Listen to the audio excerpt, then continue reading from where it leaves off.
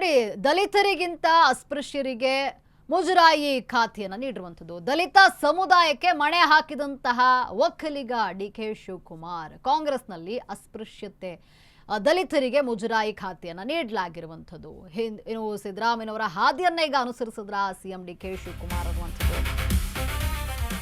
ದಲಿತರಿಗಿಂತ ಅಸ್ಪೃಶ್ಯರಿಗೆ ಮುಜರಾಯಿ ಖಾತೆ, ದಲಿತ ಸಮುದಾಯಕ್ಕೆ ಮಣೆ ಹಾಕಿದಂಥ ಒಕ್ಕಲಿಗ ಡಿ.ಕೆ.ಶಿ. ಕಾಂಗ್ರೆಸ್ನಲ್ಲಿ ಅಸ್ಪೃಶ್ಯ ದಲಿತರಿಗೆ ಮುಜರಾಯಿ ಖಾತೆಯನ್ನ ಈಗ ನೀಡಲಾಗಿದೆ.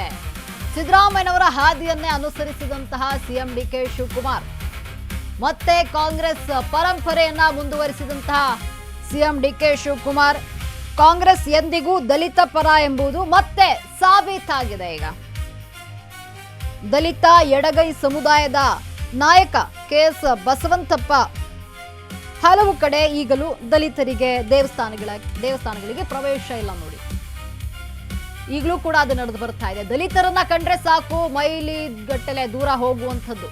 ಈ ಮಧ್ಯೆ ಕಾಂಗ್ರೆಸ್ ಸರ್ಕಾರದಿಂದ ಐತಿಹಾಸಿಕ ನಿರ್ಧಾರವನ್ನ ಕೈಗೊಳ್ಳಲಾಗಿದೆ. ಮುಜರಾಯಿ ಖಾತೆ ಕೊಟ್ಟು ಅಸ್ಪೃಶ್ಯತೆ ಬದಿಗೊತ್ತಿರುವಂಥದ್ದು ಡಿ.ಕೆ. ಶಿವಕುಮಾರ್ ಸರ್ಕಾರ. ಈಗಲೂ ಕೂಡ ಕೆಲ ಒಂದು ದೇವಾಲಯಗಳಲ್ಲಿ ಕಂಡು ಬರುತ್ತೆ. ದಲಿತರನ್ನು ಕಂಡ್ರೆ ದೂರ ಹೋಗುವಂಥದ್ದು, ಅವರಿಗೆ ದೇವಾಲಯಕ್ಕೆ ಪ್ರವೇಶ ಇರೋದಿಲ್ಲ, ಈ ರೀತಿ ಇದೆ. ಈಗ ನೋಡಿ, ಕಾಂಗ್ರೆಸ್ ಏನಿದೆ ದಲಿತರಿಗೆ ಮಣೆ ಹಾಕಿರುವಂಥದ್ದು. ಅಂದರೆ ಏನು, ಮುಜರಾಯಿ ಇಲಾಖೆ ಖಾತೆಯನ್ನ ದಲಿತರಿಗೆ ನೀಡಿರುವಂಥದ್ದು. ಈ ಮೂಲಕವಾಗಿ ಯಾವಾಗಲೂ ಕಾಂಗ್ರೆಸ್ ಸರ್ಕಾರ ದಲಿತರ ಪರವಾಗಿರುತ್ತೆ, ಅವರ ಏಳಿಗೆಗಿರುತ್ತೆ ಅನ್ನುವಂಥದ್ದನ್ನ ಮತ್ತೆ ಸಾಬೀತುಪಡಿಸಿದೆ. ಕಾಂಗ್ರೆಸ್ನಲ್ಲಿ ಈಗ ಮುಜರಾಯಿ ಖಾತೆಯನ್ನ ದಲಿತರಿಗೆ ನೀಡಲಾಗಿರುವಂಥದ್ದು. ಅಹಿಂದ ಸಾಮಾನ್ಯವಾಗಿ ಕಾಂಗ್ರೆಸ್ ಪರಂಪರೆ ಅಲ್ಲದಿದ್ರು ಕೆಲ ತಳ ಸಮುದಾಯಗಳಿಗೆ ಸಿದ್ದರಾಮಯ್ಯ ಪೋಷಣೆಯನ್ನ ನೀಡ್ತಾ ಇದ್ರು. ಈ ಮೂಲಕ ಅಹಿಂದ ನಾಯಕನಾಗಿ ಸಿದ್ದರಾಮಯ್ಯ ಹೊರಹೊಮ್ಮಿದ್ರು ನೋಡಿ. ದಲಿತರಿಗೆ ಮುಜರಾಯಿ ಖಾತೆಯ ಮೂಲಕ ಸಿದ್ದರಾಮಯ್ಯ ದಿಟ್ಟ ನಡೆಯನ್ನ ಇಟ್ಟಿದ್ರು.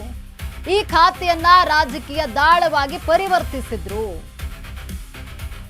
ಶ್ರೀನಿವಾಸ್ ಪ್ರಸಾದ್ ನಂತರ ರುದ್ರಪ್ಪ ಲಮಾಣಿಗೆ ಈ ಖಾತೆಯನ್ನ ನೀಡಲಾಗಿತ್ತು.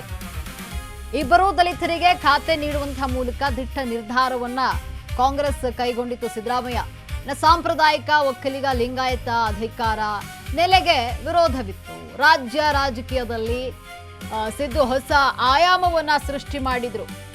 ಅಷ್ಟಕ್ಕೆ ನಿಲ್ಲಲಿಲ್ಲ. ಸಿದ್ದರಾಮಯ್ಯನವರ ಅಹಿಂದ ಕಲ್ಯಾಣಕ್ಕಾಗಿ ಬದಲಾವಣೆ ಆಯಿತು. ಒಬಿಸಿ ಉಪ ವರ್ಗೀಕರಣಕ್ಕೆ ಒತ್ತಾಯ, ಸಾಮಾಜಿಕ ನ್ಯಾಯ ಒತ್ತು, ಆಗಮ ಶಾಲೆಗಳಲ್ಲಿ ದಲಿತ ಅರ್ಚಕರಿಗೆ ತರಬೇತಿ ಆರಂಭ, ಪುರೋಹಿತ ಶಾಹಿ ಕಾರ್ಯಗಳಲ್ಲಿ ಬದಲಾವಣೆಯನ್ನ ತಂದ್ರು. ರುದ್ರಪ್ಪ ಲಮಾಣಿ ಕಾರ್ಯಕ್ಕೆ ಅಂದು ಎಲ್ಲೆಡೆ ಭಾರಿ ಮೆಚ್ಚುಗೆ ವ್ಯಕ್ತವಾಯಿತು. ರುದ್ರಪ್ಪ ಲಮಾಣಿರಂತೆ ಬಸವಂತಪ್ಪ ಮೇಲೆ ಈಗ ಭಾರಿ ನಿರೀಕ್ಷೆ ಇದೆ. ಬದಲಾವಣೆಗಳನ್ನು ತರ್ತಾರೆ ಅಂತ, ಹಲವು ಬದಲಾವಣೆಗೆ ಮುಜರಾಯಿ ಖಾತೆಯನ್ನ ಬಳಸ್ಕೊಳ್ತಾರೆ ಅನ್ನುವಂಥ ಒಂದು ನಂಬಿಕೆ ಈಗ ಇರುವಂಥದ್ದು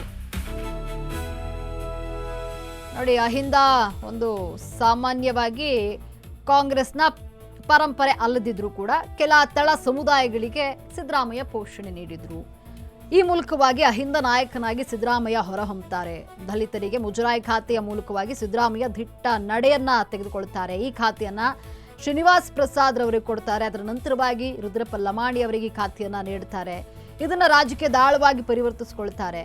ಇಬ್ಬರು ದಲಿತರಿಗೆ ಖಾತೆ ನೀಡುವಂತಹ ಮೂಲಕವಾಗಿ ಸಿದ್ದರಾಮಯ್ಯ ದಿಟ್ಟ ನಿರ್ಧಾರವನ್ನ ತೆಗೆದುಕೊಳ್ತಾರೆ.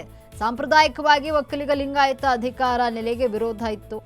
ರಾಜ್ಯ ರಾಜಕೀಯದಲ್ಲಿ ಸಿದ್ದರಾಮಯ್ಯ ಹೊಸ ಆಯಾಮವನ್ನ ಸೃಷ್ಟಿ ಮಾಡಿದ್ರು. ಅಷ್ಟಕ್ಕೆ ನಿಲ್ಲದಂತಹ ಸಿದ್ದು ಅಹಿಂದ ಕಲ್ಯಾಣಕ್ಕಾಗಿ ಬದಲಾವಣೆ ಮಾಡ್ತಾರೆ. ಒಬಿಸಿ ಉಪ ವರ್ಗೀಕರಣಕ್ಕೆ ಒತ್ತಾಯ ನೀಡ್ತಾರೆ. ಜೊತೆಗೆ ಸಾಮಾಜಿಕ ನ್ಯಾಯಕ್ಕೆ ಒತ್ತನ್ನ ನೀಡುತ್ತಾರೆ.